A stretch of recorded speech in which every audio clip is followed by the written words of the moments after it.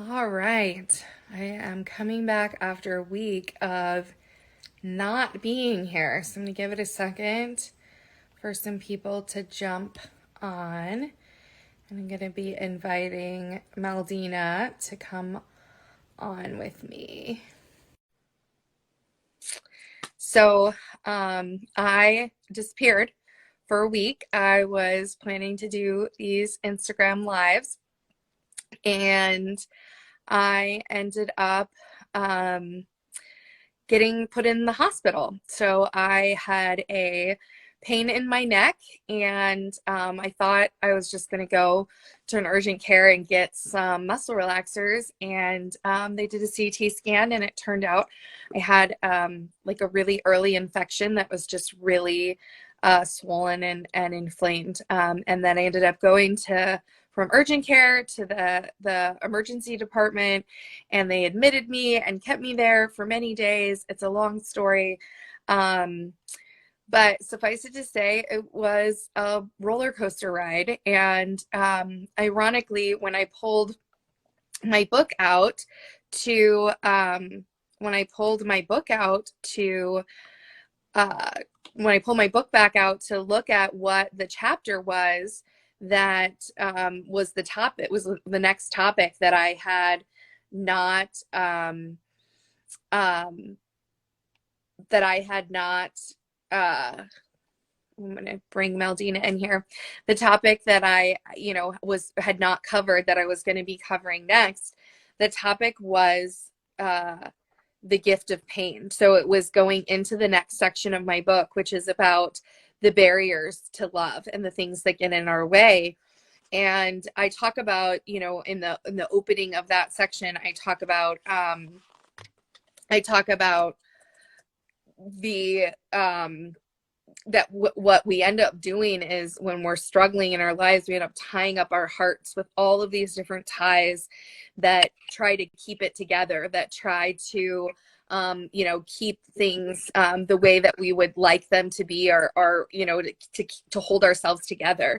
And but what we're really doing is kind of preventing ourselves from expanding.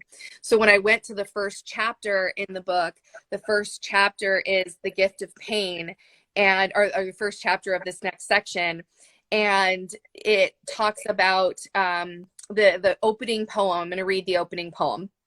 So the opening poem is: ever felt a pain in your neck and struggled to turn your head?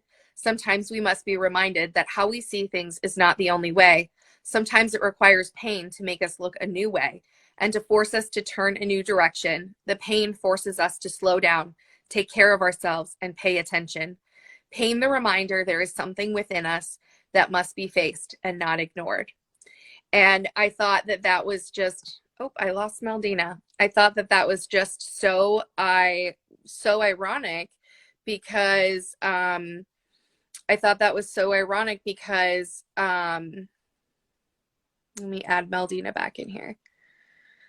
I thought it was so ironic that that was the chapter when I had just gone into the hospital and had this pain, literal pain in my neck, literal painful experience with with my neck, and going into the hospital.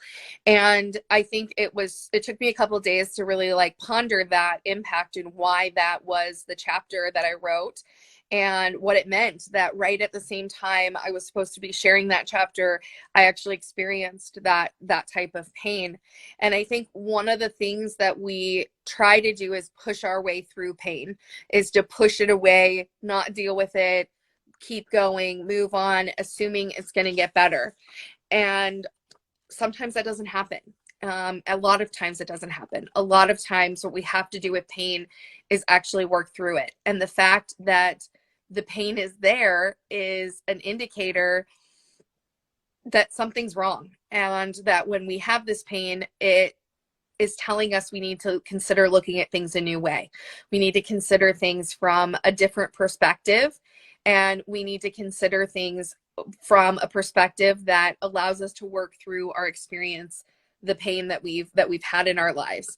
And going through that that pain, going through the limiting beliefs and the fears that have created those limiting beliefs is really difficult. It's really hard. One of the things I've said in a couple of these Instagram lives is that when I went after I published my book to start sharing these, I realized that I wasn't done healing, that although I had worked through a lot of my journey and writing my book, Fiercely Cherished Beings, I had not completed my own healing around my own self-limiting beliefs and fears. And I'd worked through a lot, but there was more there. And I think what I discovered, and there were a few things that I learned through my experience last week in the hospital. And the first of those was the be present and surrender. So I've got a couple chapters in here about being present and surrendering. And while all the chaos was going on, I had to spend the night in the ER because there were no more beds in the hospital, which meant 4 hours on a gurney before they could even get me a bed. Was just accepting what was going on and just surrendering to it, that it was outside my control. Like I just needed to take things as they came and do the best that I could. And so that's what I did. I was just, taking things as they came. And as I was going through all of that pain, it made it so that all I was dealing with was the pain and not the suffering. I wasn't having to suffer or argue with or fight with the circumstances that I was put in. Like, how did I get here? Why did I get here? Why did I get this random infection in my neck? Like, why are the doctors not knowing what to do? It felt a little bit like an episode of House, because every doctor I met was like, oh, this is so peculiar. I've never seen anything like this before, which is just not what you want to hear as a patient at all. And so as I was going through so much pain,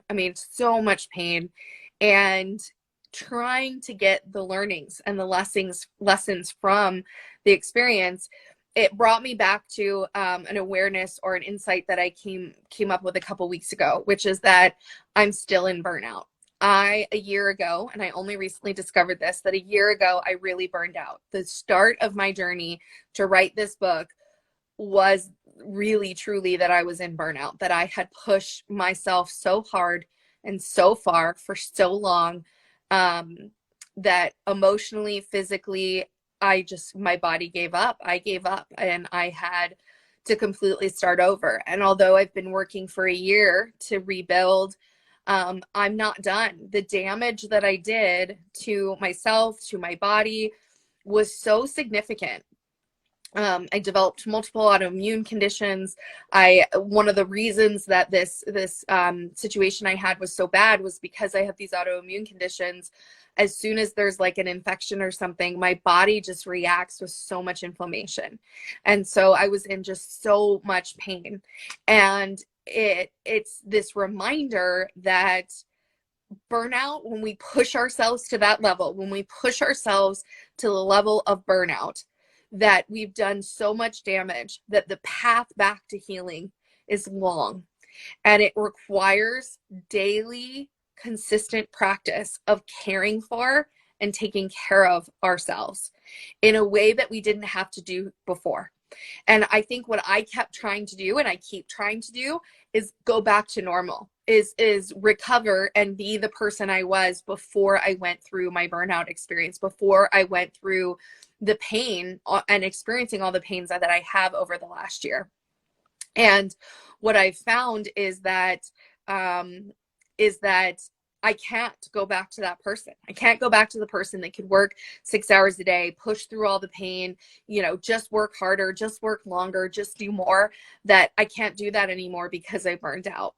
And so what I really want to do now, and what is really becoming apparent to me, is the importance of helping shift and evolve our workplace cultures that are leading to burnout, first and foremost, because if we can prevent burnout, we are going to create so much better results, not just for individuals health-wise, not just to help individuals perform better, but we're also going to create workplaces that that people can perform better within, that people can generate even better results because they're not in burnout, because they're not struggling with these pains. So that's one piece, is evolving our workplaces, but then also evolving ourselves, evolving us as individuals to work through these challenges, to work through the barriers, the limiting beliefs, the fears, the things that get in the way of us living our best life, of feeling as fulfilled as we would like to be, of being healthy and balanced and in coherence, and bringing it back together into a higher and a better level of performance. And I've been using some new coaching and neuroscience-based techniques around our bodies, and around how to integrate and bring our bodies into a coherent state that does two things. One, it helps bring us out of burnout, but two, it allows us to avoid the potential impacts of getting into burnout. It allows us to prevent the instances of a getting into burnout. And I just went live on LinkedIn earlier today, LinkedIn and Facebook and YouTube. You can go check out the video where I talk about burnout. What are the causes? What can we do about it? How can we change? But I think what's so apparent to me, and that came through really, really loud as I reread my chapter in my book on pain, is that when we allow ourselves to experience such pain, when our bodies get to that point where they are physically telling us something is wrong, it is really important that we listen to them. And it is really important that we take care of them. And so as much as this pains me, I am going to listen to mine. And so I'm going to actually, after today, I'm going to delay these Instagram lives on my new book, Fiercely Cherished Beings. I will be back, but I'm going to give myself 2 weeks off because I've got other things going on and I really need to take care of myself. And I have to learn to pace myself better. So I'm going to be learning from this experience and the pain that I experienced, and what I talk about in the book, and shifting and changing to see my life in a new way, and to give myself the attention and the focus that we need, because when we're not, it's impacting us physically, it's impacting us mentally, and it's impacting us spiritually when we're not taking care of ourselves the way that we should be, when we're experiencing all of this pain in our lives. And this section of the book, the rest of the section of the book, talks about all of my fears and limiting beliefs, all of the core beliefs that I had and the fears that created them, and how I worked through them, how I've continued to work through them. And I really want to share with you as I continue to work through these limiting beliefs, because I think the fact that I experienced this pain and going into the hospital is just an indicator again of the importance of getting back into these practices and incorporating some new practices that are going to help us feel better about and work through these things that are getting in the way, help heal our bodies and bring us back to a better point. In the book, I tell a story about cleaning out my couch, of all things, that when we went in, we cleaned out our couch. And you know how couches get, especially with kids, they get filled with debris and cookies and all the different things within them. And we cleaned it out, and we, got all the toys out and the trash and the stuff. And I think our lives are kind of like that. And limiting beliefs and fears are kind of like that. When we don't take time to clean them out, they accumulate over time. And eventually there will be more debris, because in our lives, we just accumulate it. It just happens. It happens around us and it happens to us, and things happen. And so we have to, implement practices for our own well-being in order to clear out that debris, in order to keep us back into coherence, in order to keep us operating at a better and higher state, so that we can perform better and we can generate, the results in our lives and in our workplaces that we want to see, and have experiences that we want to see. And I think there really cannot be a better time for us to do this.